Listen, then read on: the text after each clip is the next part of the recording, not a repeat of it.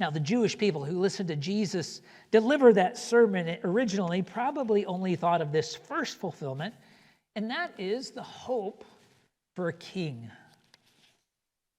Of course, the idea of kingship is not real popular today.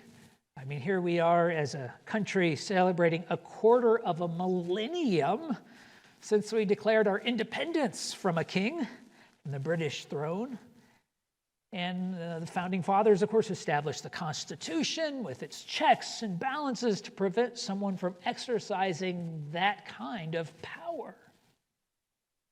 And yet, if you watch people throughout our history, when times are hard, when people get frustrated, when there's some kind of crisis, even the most independent-minded Americans tend to want someone to just take charge.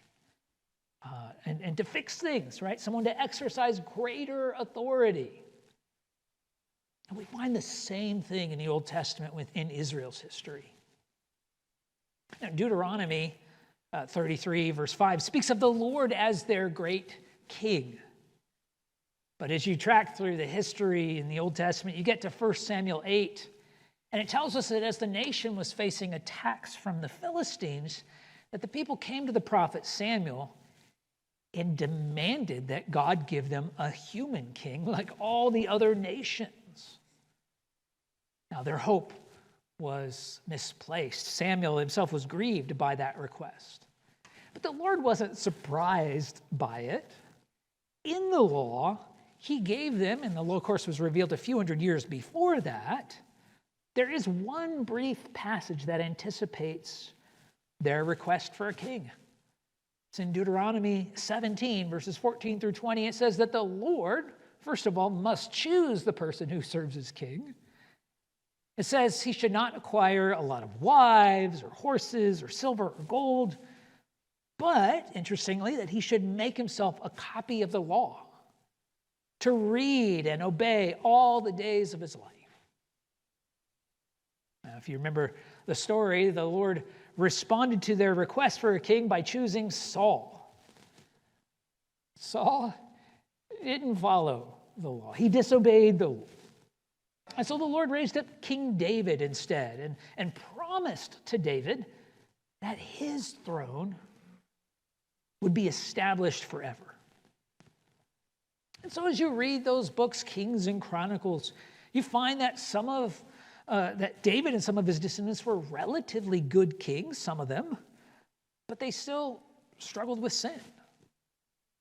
None of them were ever able to bring about the deep spiritual change that the nation needed. And so the Old Testament prophets announced the hope of a future king who will be able to do just that. 8 centuries before the time of Jesus, Isaiah speaks of a descendant of David that he calls Emmanuel, whose reign will bring oppression and warfare to an end. It says in Isaiah 9, he will completely fix our cursed and broken world.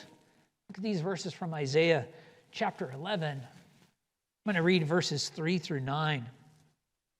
It says, his delight shall be in the fear of the Lord. He shall not judge by what his eyes see or decide disputes by what his ears hear, but with righteousness he shall judge the poor and decide with equity for the meek of the earth. And he shall strike the earth with the rod of his mouth, and with the breath of his lips he shall slay the wicked. Righteousness shall be the belt of his waist, and faithfulness the belt of his loins. And then catch this, the wolf shall dwell with the lamb, and the leopard shall lie down with the young goat, and the calf and the lion and the fattened calf together, and a little child shall lead them. The cow and the bear shall graze, their young shall lie down together, and the lion shall eat straw like the ox. The nursing child shall play over the hole of the cobra, and the weaned child shall put his hand on the adder's den. They shall not hurt or destroy in all my holy mountain, for the earth shall be full of the knowledge of the Lord as the waters cover the sea. Such an incredible vision that this righteous king will bring all creation in line with the design that God reveals in his law. That nature itself will be transformed as every trace of rebellion and animosity is removed. That the world will enter a time of perfect righteousness and peace.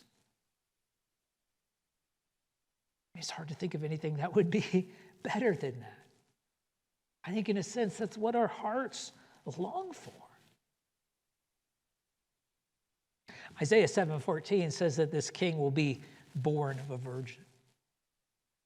And so when we get to the beginning of Matthew's gospel in the New Testament, there in chapter 1, he claims that this prophecy has been fulfilled. It tells us about a man named Joseph, of course, who discovers that the woman to whom he's betrothed, Mary, is pregnant. And he decides to divorce her. You know the story. Matthew 1, verses 20 through 23 tells us, "But as he considered these things, behold, an angel of the Lord appeared to him in a dream, saying, 'Joseph, son of David, do not fear to take Mary as your wife, for that which is conceived in her is from the Holy Spirit. She will bear a son, and you shall call his name Jesus, for he will save his people from their sins.'" Matthew says, all this took place to fulfill what the Lord had spoken by the prophet, quoting from Isaiah, "Behold, the virgin shall conceive and bear a son, and they shall call his name Emmanuel," which means God with us. So that verse is the first time Matthew uses the word fulfill.